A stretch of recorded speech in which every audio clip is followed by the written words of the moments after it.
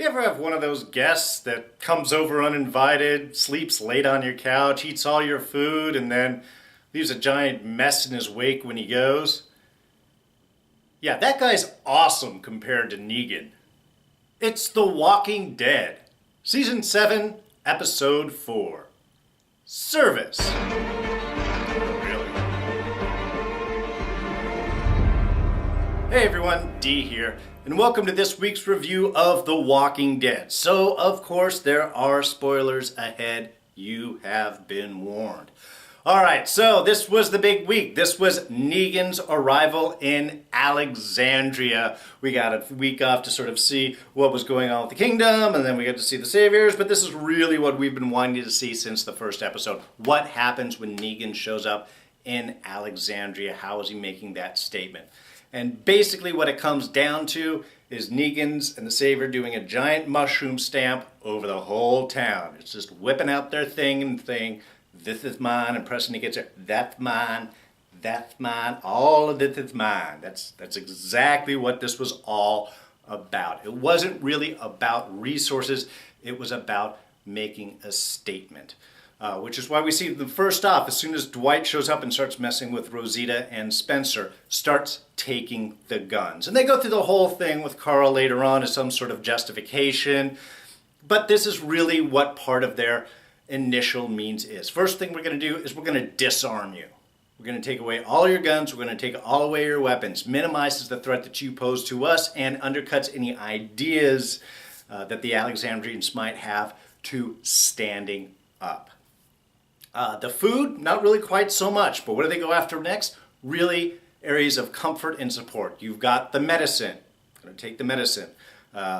Couches, chairs, the mattresses. And not that they need these things. As we saw in that final shot at the very end when Michonne came across a giant pile of mattresses, they didn't want them. They didn't need them. All this was about was depriving the Alexandrians of all of their comfort, all of their means. Really, again, showing them who is boss. I gotta say, what really drove a lot of this episode was that interplay between Jeffrey Dean Morgan and Andrew Lincoln, between Negan and Rick throughout the episode. Just from the beginning, every little step, every little statement that Negan is making is just to constantly undercut Rick and be sure that he remembers his position. When we start off, when that first walker comes up and Negan takes him out and just turns and is like, here, I am doing a service for you. I mean, the saviors are there to take all their stuff.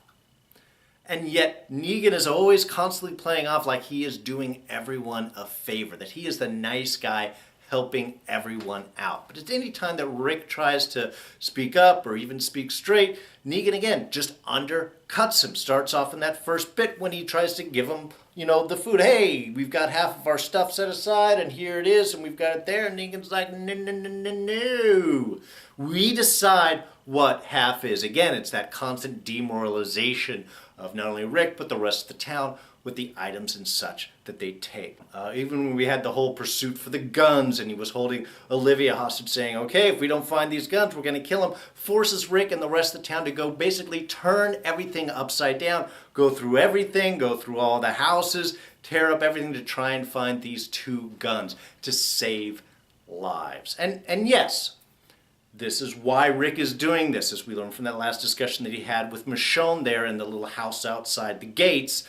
Rick doesn't want to see anyone else die. He saw Glenn die, he saw Abraham die, both right in front of him, almost had to cut off Carl's hand, or arm, whatever, all of that,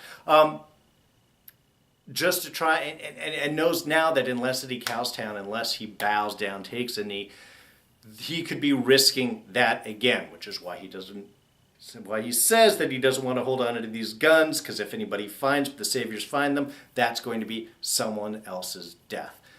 So through all of this, we see Rick is trying to obey Negan and hope through that action that everything's going to be all right, that they're going to be able to find a new way forward. But that doesn't really work. I mean, even we see at the very end as Negan leaves, he's like, all right, well, go out there and find some more stuff, find something interesting. Otherwise, someone else is going to die. So it's not just listening to Negan. It's not just acceding to demands, providing them with equipment and stuff. Now there starts to be an extra layer to it. As soon as Negan sees that Rick is going to be okay with the position, he throws something else on top of him. Is it to see how far Rick can respond, how much he can bend, how resourceful he can be under pressure? Part of it. I think that's part of it. I think that he sees Rick as the kind of guy that's going to respond strongly under pressure.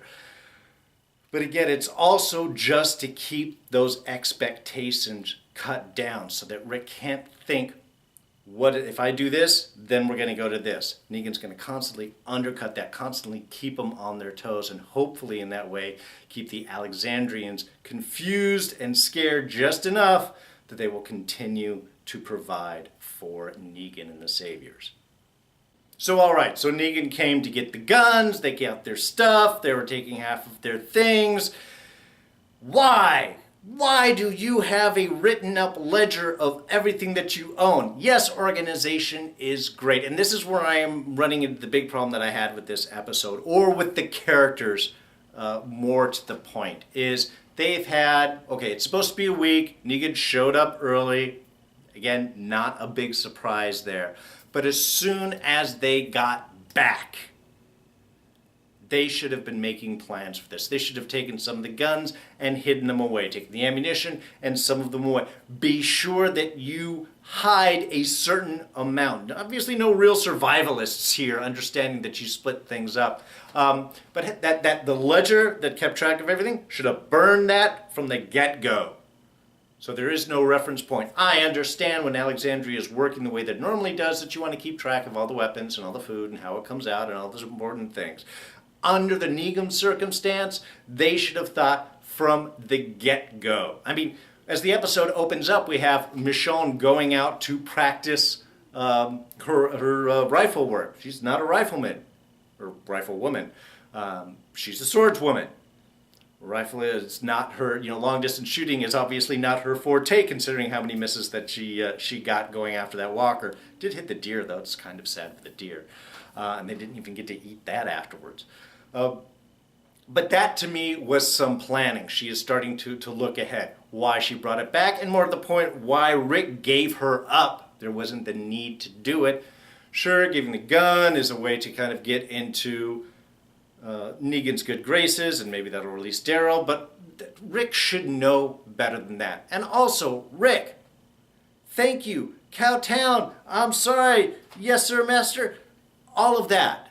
I know that Rick is the alpha male and Rick is the leader and this is supposed to be all difficult for him, but seriously, you should know how to play that part now. If he is coming, then you bow down and you give everything that he wants. Now, I also understand the idea that, hey, maybe if they hit some of the guns and somebody got in trouble, they'd give it up to save their own life and therefore get everybody else in town in trouble.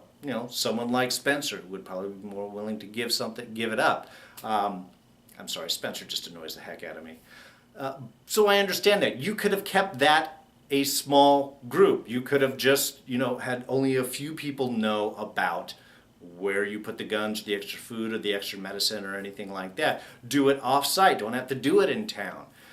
Now, we're thinking about this as an audience, but I would think that with these people in the apocalypse for the year plus that they've been there, they would have figured this stuff out. They would have planned this. And that's, again, this is the only thing that really kind of annoyed me throughout the episode. I mean, even Carl, really? You just saw two guys get their heads bashed in and you're going to pull a gun on one of the saviors over some medicine?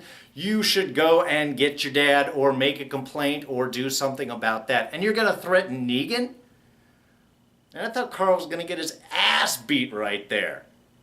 It's good that he didn't, and that would have been something bad for Rick, and that would have gone down, but there should have been a lot more preparation on the Alexandrian side, knowing that Negan was coming for the half, and they should have known that they were going to come for the guns as well. It's one thing that really annoys me. Now, you couldn't have hidden all the guns, not even half the guns, only a small percentage, because the saviors aren't stupid and they would expect you to have a lot of weaponry. So you would have had to have done it smart. But I still think there would have been a way that they could have taken care of that and had some resources stashed aside so they wouldn't be completely bending over and taking it from Negan and the gang. All right, couple little things in here. One, Maggie, obviously, she's at the Hilltop community. We saw Sasha said she was going to take them up, but they faked her death. There was some preparation that was going on, dug a whole grave, yay Gabriel, to take care of that. Also, Gabriel, another point, sneaking up and scaring the crap out of Negan. That was awesome!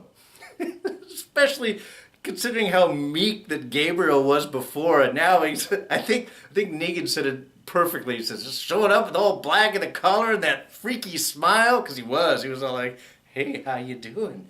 I would like to sell you some information here. Can we talk about the next world? I mean, you just looked like one of those scary people knocking on your door. So I got to give it up to Gabriel. So yeah, scaring Negan, great. Digging the grave for Maggie, faking that death, that was great. That shows some preparation. I just wish they had done more prep work, for the rest of the stuff.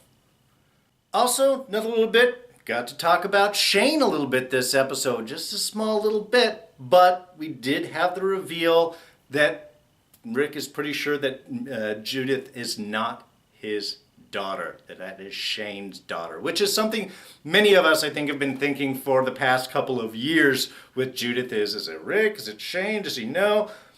I like that. I mean, one, I like the reflection back to Shane, was a friend, was a buddy, a little crazy, had to die, though interesting, Shane then was like Rick is now. But I think it was good to have that acknowledgement from Rick's point, and really is kind of opening up to Michonne and that whole explanation of why he's doing things, and he had to accept certain things to move on, and that's the position he is in now, that he has to accept working for Negan in order to move on. I get all that. But I did think that it was nice that we got that little moment of acknowledgement about Judith and Rick's acknowledgement that, yeah, okay, it's not my daughter, but she's my daughter. That's just the way that things are. So it was nice to see that. So where does this all leave us by the end? Well, we've got Rosita, got the gun that she got while she was out with Spencer, and now is going after Eugene to make some ammunition. Make me a bullet. Beautiful. We're going to get that started up. So at least we can get some background things happening. They can collect weapons as they are going on and out. It's not going to be quite the armory that they had, but they're starting to plan on things forward. And there was that last little shot that Rick had with the Alexandria sign behind him when he looked up, and it was, mercy for the lost, vengeance for the plunderers. That last little shot, I think that's almost the foresight of what is starting to click back in the brain of Rick right now. And really something it should be. I understand the trauma and everything that he went through completely and totally, but he knows how the world goes. He knows this is never going to end. And I think with that last little statement from Negan about give me something interesting or someone else dies, I think that's going to hopefully start planning stuff. Yes, they don't have enough. Yes, Hilltop doesn't have enough, but once he hears about the kingdom, that should start to get some plans going. It's going to take a while. We're going to be in this for a bit, and I don't mind him taking time. Like Rick said, we could have hidden guns for years before we got to him. Won't be that long, but plan ahead. Start it small. Keep the resistance going. It's really going to be the only thing that's going to save, because the more they cowtown, the more they bend in knee to Negan, the more that Negan is going to ask of them. I mean, heck, Dwight just took Dwight's Daryl's bike. Just took Daryl's bike right in front of him. Offered it to him, but of course Daryl's not going to bend, because Daryl knows that once he does, Negan's going to own him and can easily make Daryl do something that he doesn't want. So that's where we're going to be moving forward from here. All right, I think that's going to wrap us up for this week. If you did enjoy this review, I'd appreciate a little hit on that like button. You can throw any comments down in the section below. What'd you think of the review? What'd you think about Rick? Do you think they prepped properly for Negan's first visit? Should they have done a little bit more, maybe hiding some stuff out? Or was this the best that they can do considering the circumstances? Throw those down in the comments section below. We can keep a little dialogue going. You can always hit the subscribe button right over here. Come back every week. And if you'd like to check out my other reviews, I'll throw up whatever the latest one we have right up here. You can click that. So that's going to wrap things up. I am D, and I am out of here. Catch you guys next time. Bye-bye.